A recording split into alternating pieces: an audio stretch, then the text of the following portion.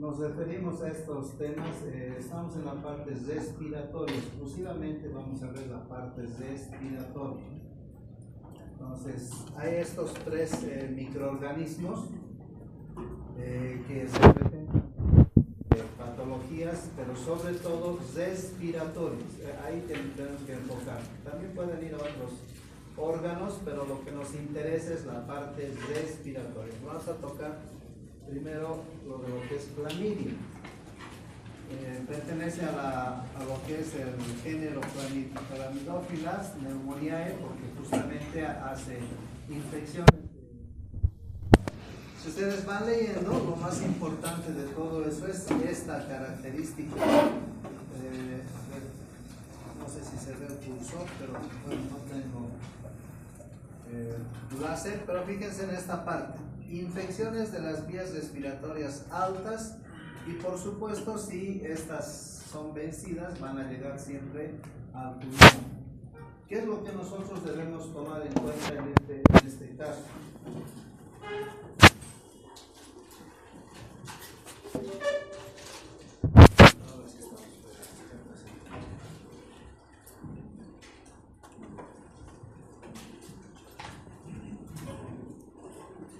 Ahí está.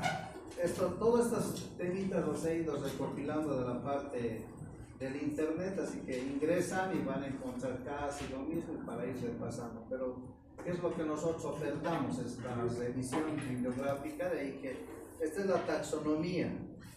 ¿Por qué tenemos que tomar en cuenta? Porque si usted se fija en esta parte, en la división, encontramos Trachomatis, es decir, bacterias que van a tener otra tonalidad de infección. Encontramos entre las clamidofilias, aparte de la neumonía, la citasis, aquel otro microorganismo que usted lo puede encontrar. No sé si están aquí los alumnos de mi grupo, siempre les ando molestando con la bacteria y el virus. ¿Cuál es su hábitat natural? ¿Cuál es el hábitat natural? ¿De dónde vienen las bacterias? Eso no nace, no siempre está en el suelo, en el aire o en el agua. Ahí está contaminado, pero tiene su hábitat natural, el lugar donde uno vive. Es como el ser humano, vive alrededor de ríos. ¿Por qué? Porque es agua potable, hay el famoso CHOM, carbón, hidrógeno, oxígeno, y vive. No vive en Uyuni, no vive en el Irimani, ni en el desierto del Sahara, mucho menos en el Everest, ¿no es cierto? Entonces, hay lugares. Las colonias siempre están alrededor de ríos. Estoy hablando del ser humano. Por tanto, usted vea un río, colonia, un río. ¿Qué río pasa por la ciudad de París? Conocido. Nada. Cultura general. Por la ciudad de La Paz, ¿no es cierto? ¿Qué ciudad está en el Mississippi? En Estados Unidos. ¿Qué ciudad hay alrededor del Amazonas? Ya, van a ver, hay asentamientos coloniales. La gente no está así nomás alrededor de cualquier lugar. Entonces, las bacterias tienen ese mismo lugar. ¿Por qué menciono? Porque esta citasis es con la que se confunde. Voy a empezar por un corolario de diagnóstico diferencial. Es la que usted va a encontrar en el intestino de los loros.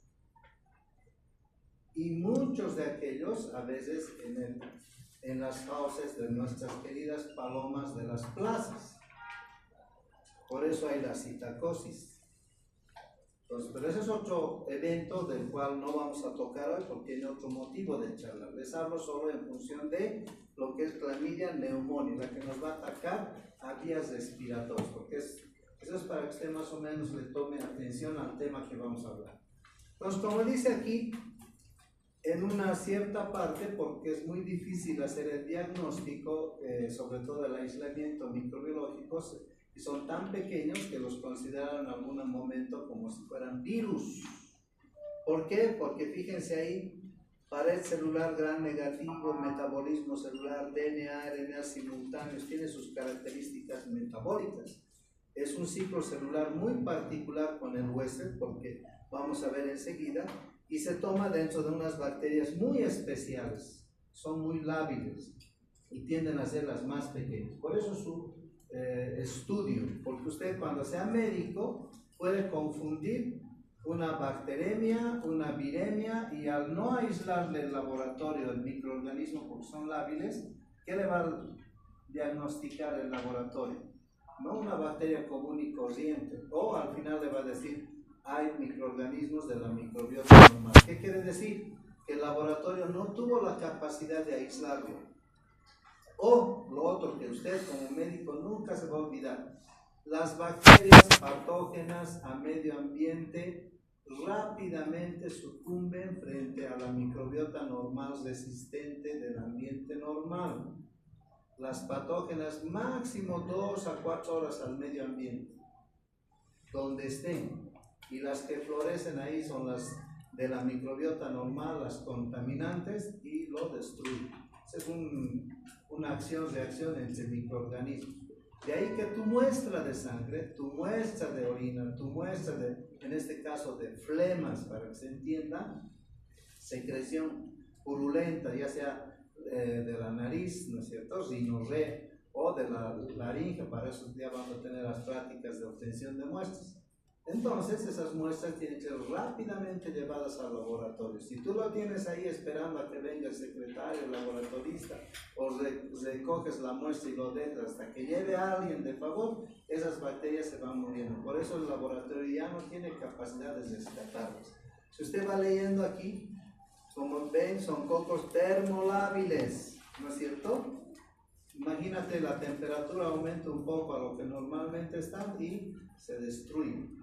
Por eso la recomendación va para usted. Cuando tenga una muestra, tarde 1 hora lo máximo para llevar al laboratorio. Cuanto antes lo hagan el aislamiento, mejor, porque de lo contrario no va a ocurrir. O, como les vamos a enseñar, en el transporte de la muestra. Hay que tratar de conservarlas para que así tengan una muy buena muestra. Entonces, todo lo que están leyendo es parte de las características metabólicas, por consiguiente, es también considerado en algunos casos como un parásito energético. Parásito es cuando entra en simbiosis, no es tanto así como un parásito común y corriente. Entonces, fíjense lo más, vaya leyendo esa parte, lo más importante de este microorganismo es la capacidad de adherencia a las células. De tal manera que en esas células epiteliales, como dice aquí en esta parte, en las ciliadas, fíjense, esos son efectos citopáticos de la adherencia, y entonces usted va a encontrar esas características de presentación. Para el que va a ser anatomopatólogo, para el que va a ser citólogo, tiene que aprender estos.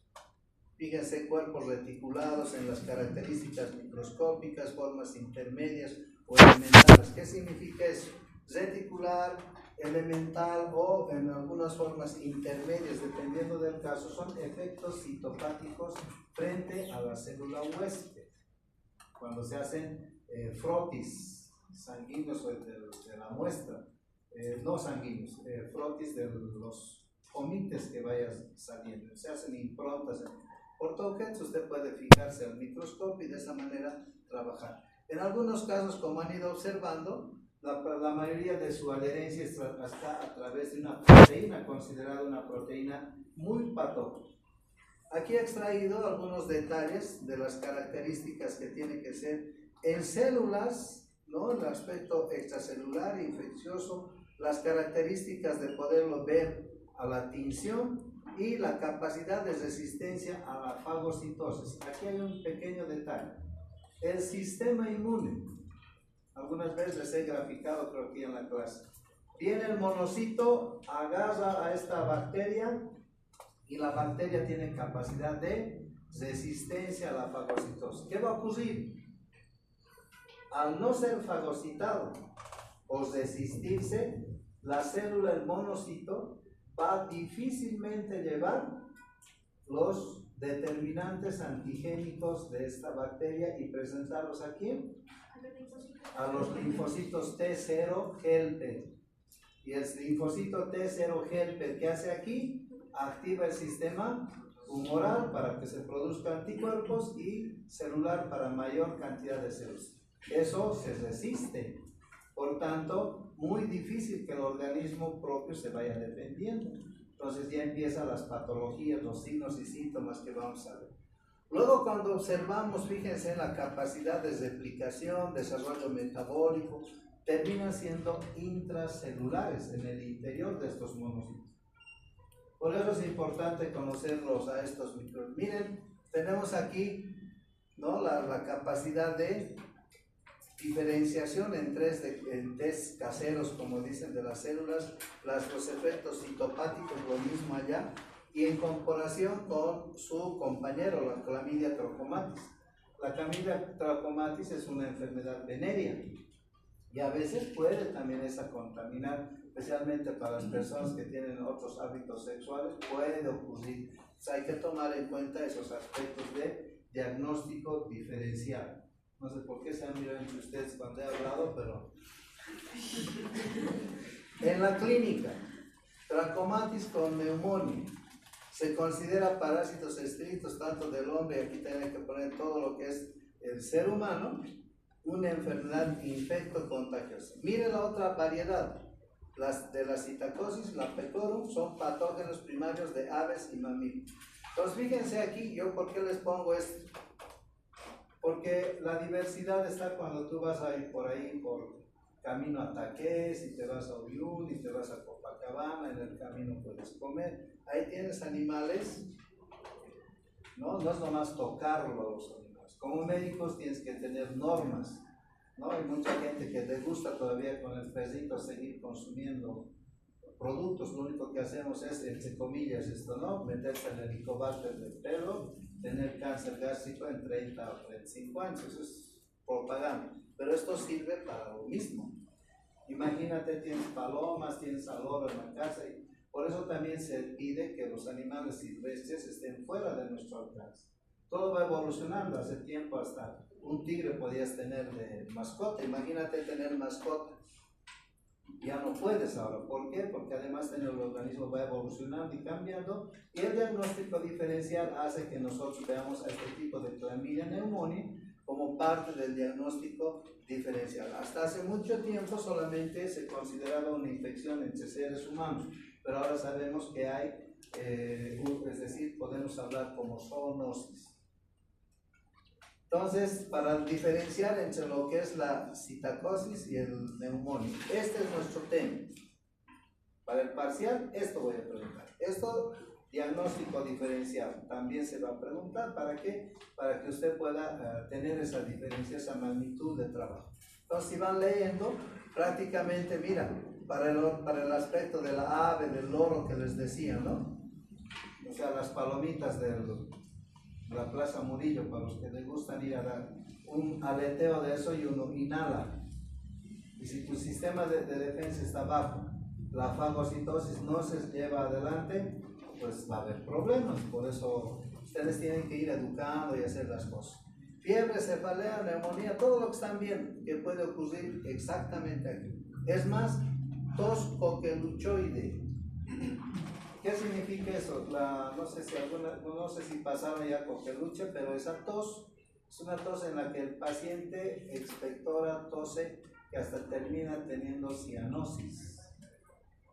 ¿Está bien? En la coqueluche, pero es viral. En cambio, este es bacteriano. ¿Está bien? Ahí está en Salamigo que les he presentado, que se lo veía bien. Ahora tener mucho cuidado, ¿no? Entonces, si en tu zona te vas por Huachilla, aquí nomás por los Yucas, hay una cantidad de loros con sus heces. Hay que tener mucho cuidado. Entonces, no estar consumiendo producto o inhalando. Ven que hay loros, bueno, tampoco es para tenerlo miedo, pero si tu sistema inmune está muy bien, este evento de neumonías atípicas o todo que se pueda considerar, no va a ocurrir. Tampoco es para alarmarse, ¿no? Bueno, este otro tema. Moraxella catarrhalis. Antiguamente, como dice ahí, se lo conocía como Brahmanella catarrhalis. Actualmente está dentro del grupo de las Neiserias catarrhalis. Este es parte de nuestra microbiota gingival y que en un momento dado, cuando las condiciones están dadas, ¿qué quiere decir? Que el sistema inmune está bajo, que no produces anticuerpos tipo IgA o que de pronto tu sistema fagocítico está funcionando inadecuadamente. ¿Por qué? Porque haces, con todo respeto, haces dieta vegetariana, terminas siendo vegano, o de pronto te pones tatuajes, tu sistema inmune baja por falta de nutrientes y el otro por agresión constante. Les doy dos ejemplos que lo están viviendo. No lo digo que está mal, puede ser, pero a veces ahí yo veo tatuajes que se ponen por los jugadores, ¿no es cierto? Hay algunos de ustedes también que a veces he visto con signos, pero más de pandilla que tatuaje. Ese producto no les pertenece, por tanto el sistema inmune se concentra ahí para eliminarlo. Y entonces estás en desventaja. Se suma a ello el hecho de que ahora la princesa o el princeso quiere ser modelo, que no lo van a hacer, están estudiando para ser médicos, no para modelaje, se hacen dieta. Y yo sanciono, por ejemplo, a los vegetarianos, veganos. ¿Por qué? Porque se desnutren en el afán de tener una otra contextura, ¿no?, constitucional. Entonces lo que hacen es disminuir su sistema de defensa. No estoy en contra de eso, no tiene su gusto, pero para fines de salud sí es nocivo. Si fueras una persona de arquitectura, ingeniería, bueno, no ingeniería tanto, porque también altera el cerebro, el no tener un buen nutriente, en este caso es por las actividades de defensa que debemos tener como personal de salud. Entonces hay estas bacterias, en este caso Moraxella catarrhalis, lo diferenciamos de las neiserias para que no se alarme mucho usted en este grupo. Tenemos de las neiserias, la Neisseria gonorrheae, que produce la gonorrea, Neisseria meningitidis, que produce la meningitis, esa que ahora está de moda, ¿no? Y ahí tenemos la Neisseria catarrhalis.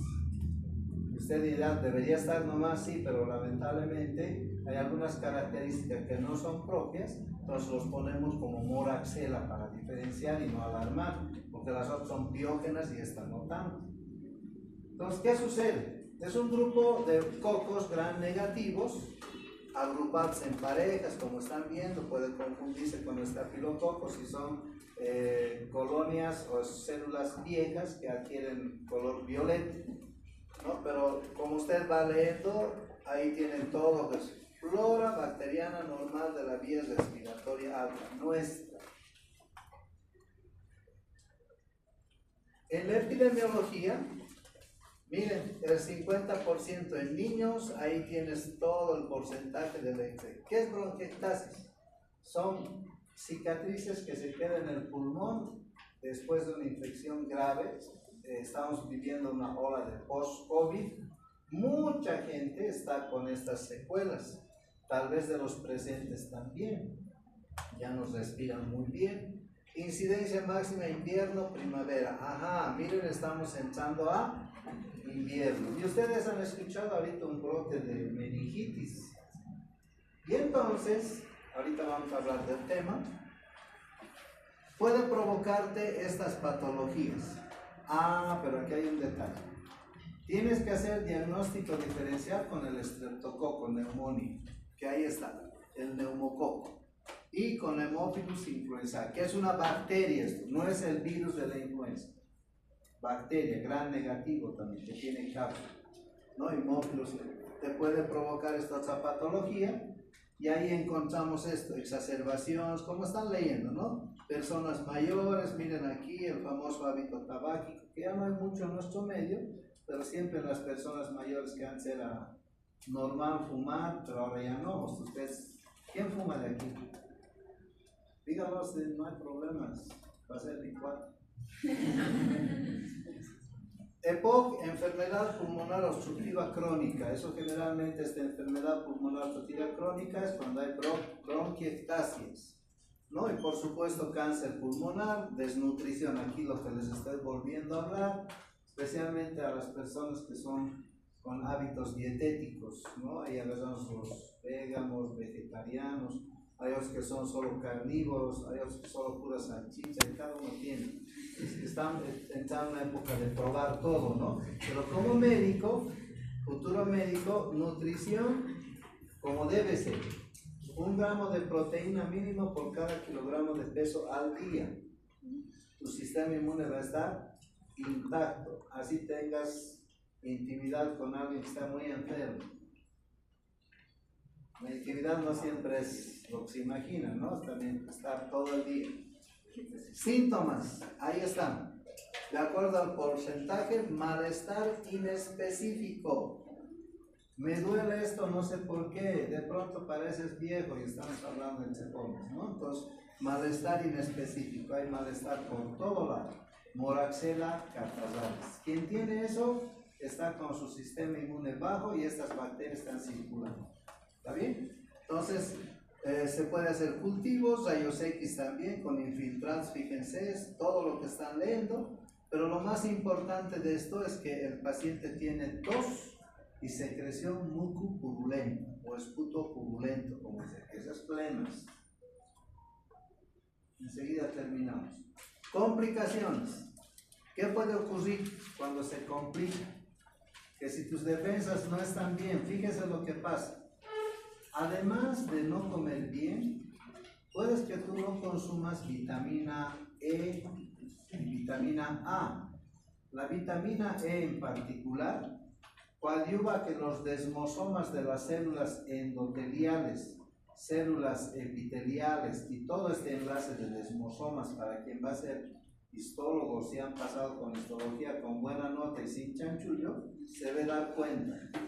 No hay vitamina E, este enlace se abre e ingresa la bacteria al torrente sanguíneo.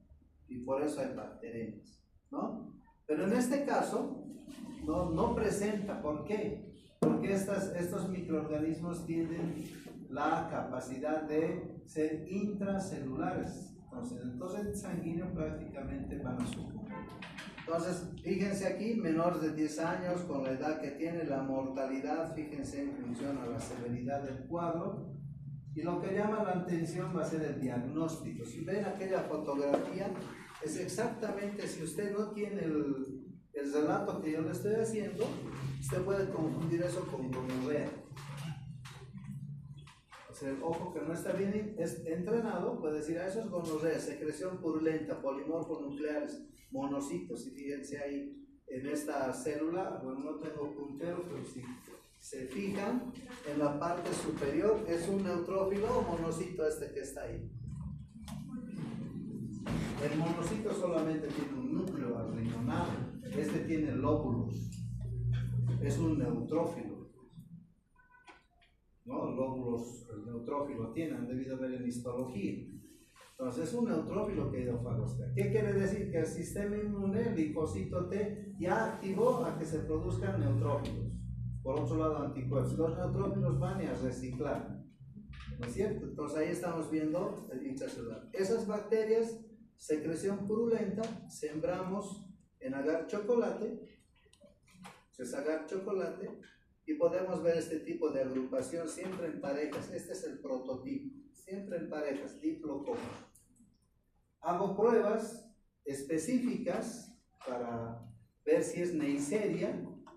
Este es el medio de chocolate, también llamado Thayer-Martin, THA, Thayer-Martin, y aparecen estas colonias mucoides. Entonces ya son características del diagnóstico de laboratorio para Neisseria catarrhalis. Le hago una prueba de colistina, antibiótico, y me sale un halo de sensibilidad. Entonces es una prueba química que hace de que sí es una Neisseria. Quiero hacerlo más específico, utilizo eso, no es un test de narcóticos, ¿no? Pero si fuera azul, ¿qué sería? Díganlo nomás, pues. Si es color azul, ¿qué sería? Azul, cocaína. Pero este es morado, ¿no? Violeta, ¿qué color es? ¿Púrpura? ¿Qué color es? Yo lo veo morado. Y es prueba de la oxidasa. Porque reacciona al reactivo del clorhidrato de tetrametil parafenilendiamino. Es un trabalenguas, parece, ¿no? Clorhidrato de tetrametil parafenilendiamino, ese es el reactivo. Entonces se produce ese color, es típico de la Neisseria. ¿Está bien?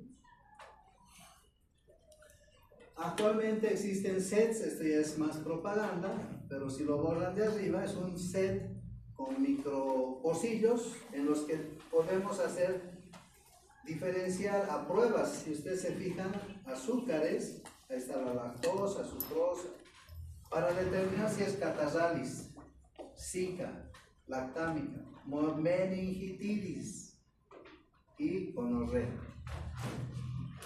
Ya es laboratorio.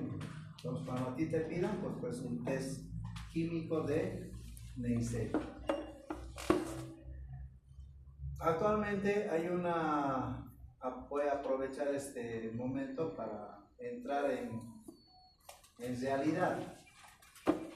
¿Por qué hay alarma de la meningitis? Estoy tocando por este microorganismo, que no es el tema, este es nuestro tema. Este es de las meninges, ya ustedes saben lo que es, infección de las meninges. ¿Por qué hay tanta alarma? Porque es contagiosa. Porque es muy contagiosa. Muy contagiosa, ¿no es cierto? Pero esa bacteria tendría que ser esta. Por eso es la alarma. Pero esa ustedes como yo lo tenemos en la lámina cribosa como parte del hábitat natural. Si alguien estudia un poquito más, lee, al igual que la Escherichia coli, en el estómago, en el intestino, nos provee la E. coli G, alguna vez hemos hablado, vitamina B12, fitomenadiona, vitamina K que no producimos, absorbemos para los factores de la coagulación, vitamina K dependientes, L-asparaginasa que nos cuida de no tener cáncer. Esta Neisseria aquí arriba coadyuva e interactúa con el nervio, la lámina cribosa, olfatorio. Entonces ahí te hace sentir y ya pueden investigar hasta con las feromonas y que. Pero tú dirás, pero ¿qué onda? Si estamos ahí, estamos en riesgo. Sí, estamos en riesgo. Ahí está la meninge, ¿no ven? Pero tiene, por eso les decía a mis alumnos cuando ven características físico-químicas, que no es el tema ahorita, pero es para que entremos en Rosario para evitar esa psicosis colectiva. Entonces aquí no nos pasa nada. A un traumatismo, sí, meningitis inmediatamente y eso te liquida. Si este microorganismo sale y ingresa y se produce bajo otra característica, se hace más patógeno, agresivo. Y para que llegue a meninges, ¿por dónde tendrá que ir? No. ¿Por dónde? Eso, torrente sanguíneo. Pues ¿por dónde va a entrar al torrente sanguíneo? Por un traumatismo puede entrar. Pulmón, con los desmosomas que les hablaba, puede entrar. Intestino, puede ingresar. Entonces la alarma es que si es esa acción, pues tienes bajas defensas, con todo lo que quieras, pues sí puede ingresar y ahí no te contamos. Pero esta meningitis, si ustedes saben, están internados y aislados, no es de este bicho. Es estreptococo, que yo sepa, neumonía, que ha ido por el torrente sanguíneo a las meninges, ¿no? Entonces, no hay mucho que alterarse. O puede ser el hemófilos que hemos visto también. Pero normalmente, si ven las estadísticas, es un enterovirus. Los enterovirus tienen ese ciclo. Si usted ya llevó la clase de poliomielitis, primera replicación intestinal y luego va a los nervios, la poliomielitis. Entonces lo más probable es que sea de esto un enterovirus.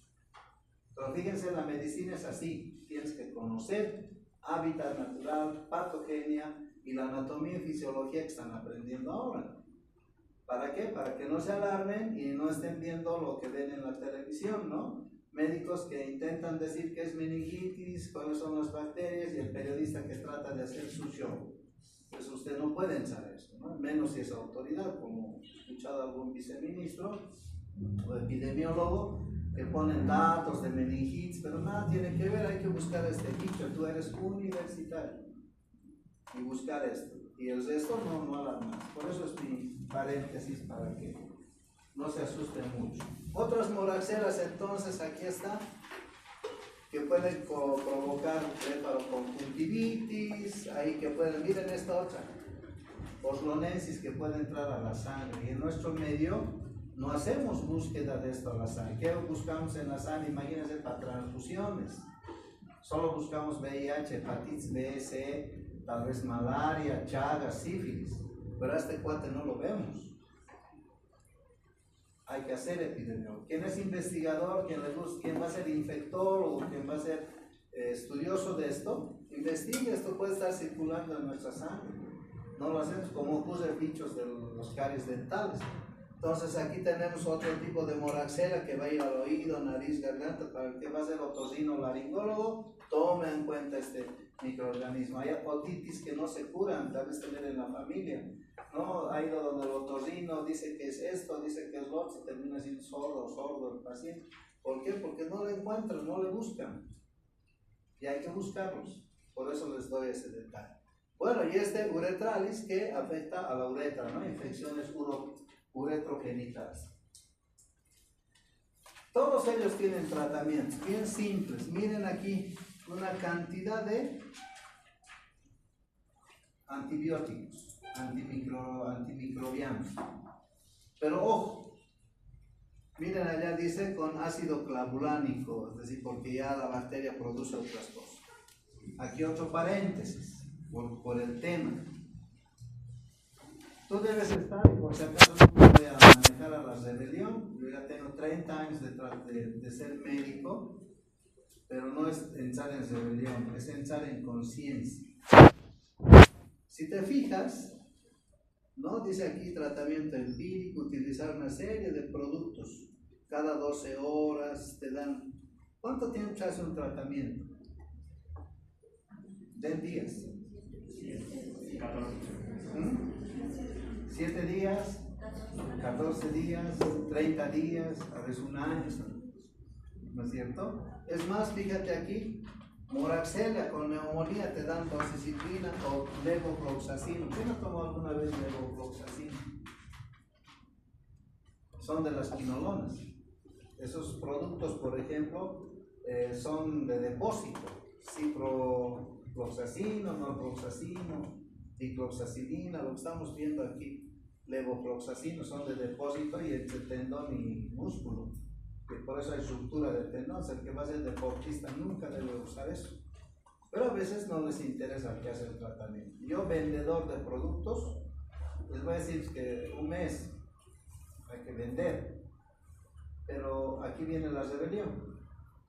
Lo único que tienes que hacer es dar medicación para bajar la carga bacteriana. Y a los 3 a 5 días tu organismo tiene que defenderse. ¿Por qué? El monocito fagocita lleva los determinantes antigénicos, linfocito T, no se olviden, anticuerpos, células. ¿Eso en cuánto tiempo lo hace? 1, 2, 3 días. El tercer día ya tienes que estar dejando anticuerpos. Porque tu organismo tiene que defenderse. Ah, pero no todos son iguales. Algunos son del Bolívar, del Stronger, otros son del Nutrici, otros son que les gusta a los que ya hemos hablado hace un instante, hasta el 5.º día, porque hay que apoyar, porque no, el organismo no se defiende. Entonces ahí viene la nutrición, es bien importante. Entonces máximo tendrás que dar 3 a 5 días, pero no ese es el punto. Solamente pasado el tercer día tú ya empiezas a eliminar con esos antibióticos a la gran carga de tu microbiota normal. Entonces, se dan cuenta, la medicina se hace un arte.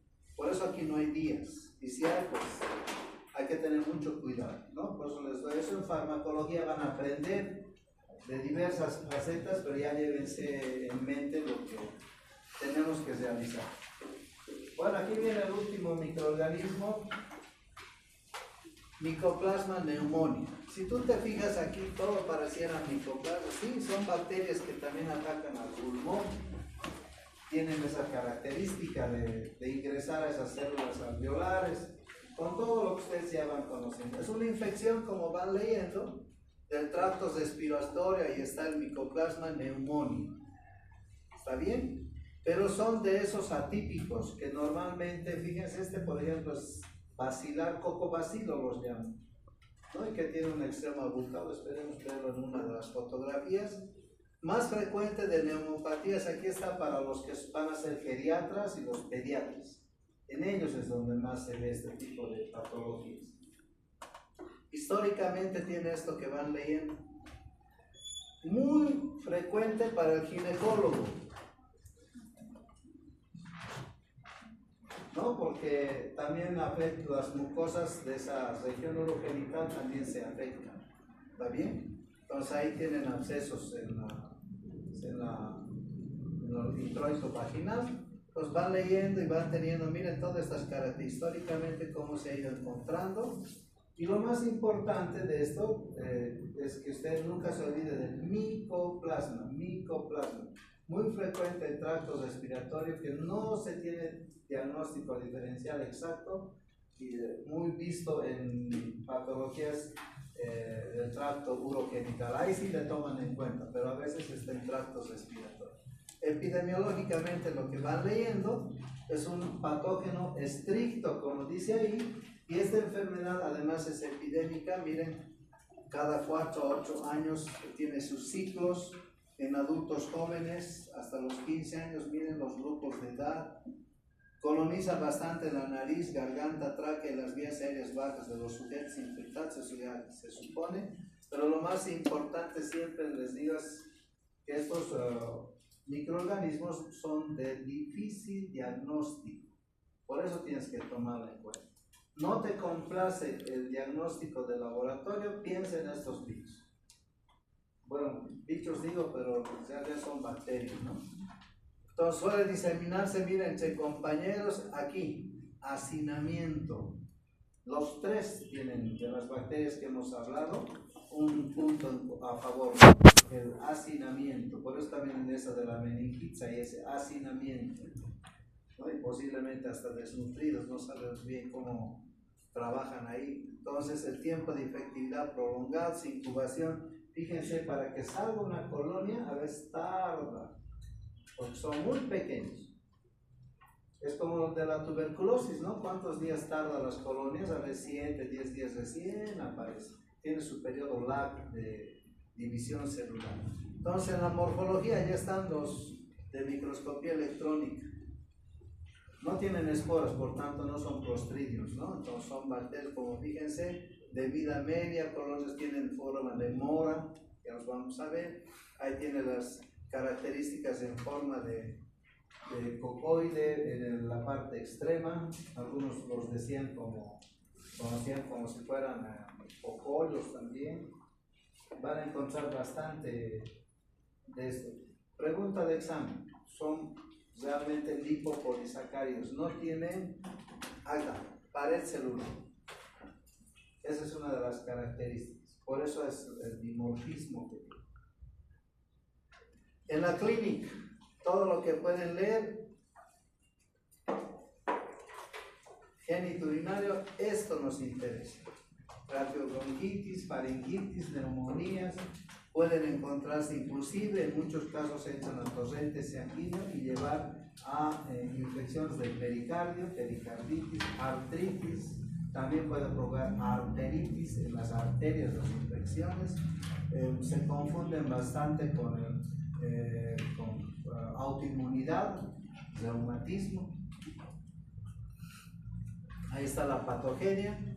Es extracelular, se adhiere al epitelio respiratorio, como dice aquí, mediante estructuras de anclaje, que son simplemente pilis de sujeción, ¿no? Mediante esta adhesión, como la adhesina proteína 1, y las adhesiones te interactúan de manera específica con los receptores glucoproteicos, como dice ahí, de ácido ciálico. Prohibido utilizar ácido acetil salicílico por este detalle.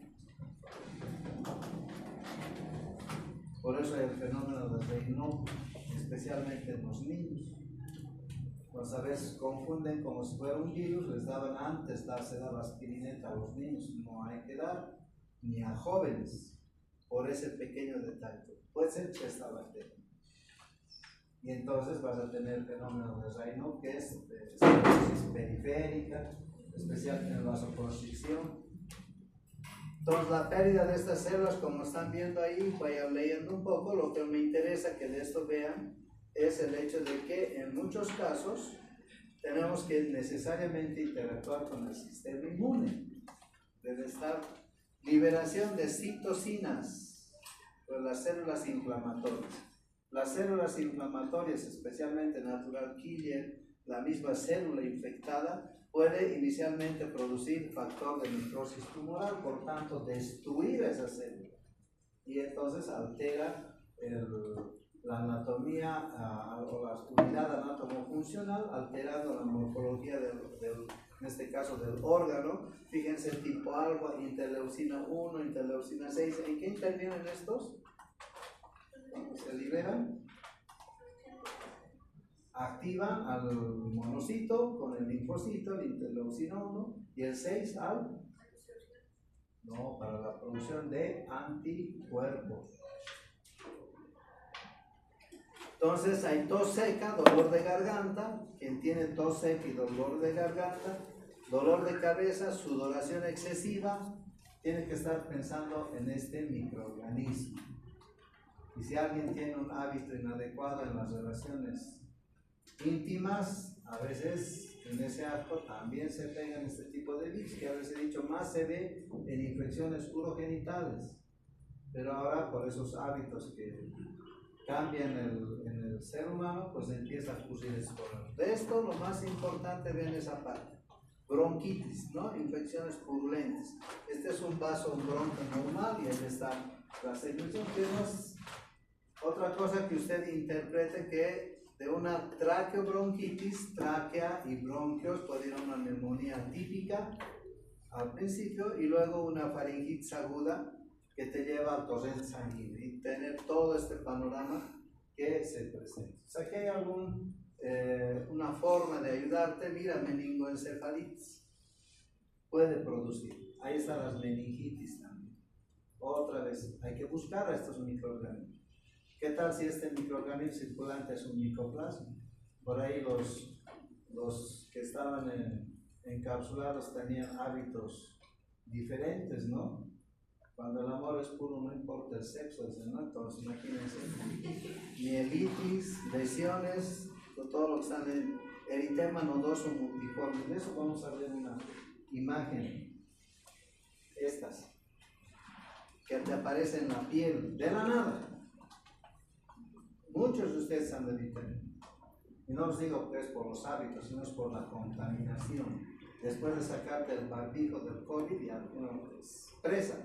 Entonces, de pronto son eritemas, alteraciones que los relacionas de la nada. Entonces, ahí están lo que dice eritema multiforme, eritema nodoso, signos de o manifestaciones de esta enfermedad. ¿Cómo hacemos el diagnóstico? Ahí tienen. Aislar con lavados faringios, porque ya han visto que no siempre hay mucha secreción, es tos seca productiva, por lo tanto no expectora, ¿no? Los pacientes no pueden hacer un lavado, ahí sí se impone un lavado faríngeo, a veces un lavado bronquial también. Y cuando hacemos el estudio, fíjense eso, esa manera de, sombrero mexicano, célula diana, de tiro blanco, pero más conocido como huevo frito. Ahí está, en placas de agar. Esa es la característica de la colonia en un medio de cultivo de agar micoplasma, y se puede hacer el diagnóstico, pero el laboratorio tiene que estar especializado en buscar eso y no lo común. Y ustedes siempre recordar, no llevar la muestra guardada de mediodía, ¿no? Siempre que lleven rápidamente al laboratorio. ¿Por qué? Porque como están viendo ustedes, la incubación, fíjense, tarda días de incubación hasta que aparezca colonia. ¿Cómo hacemos el tratamiento? Ahí están microorganismos, es decir, antimicrobianos.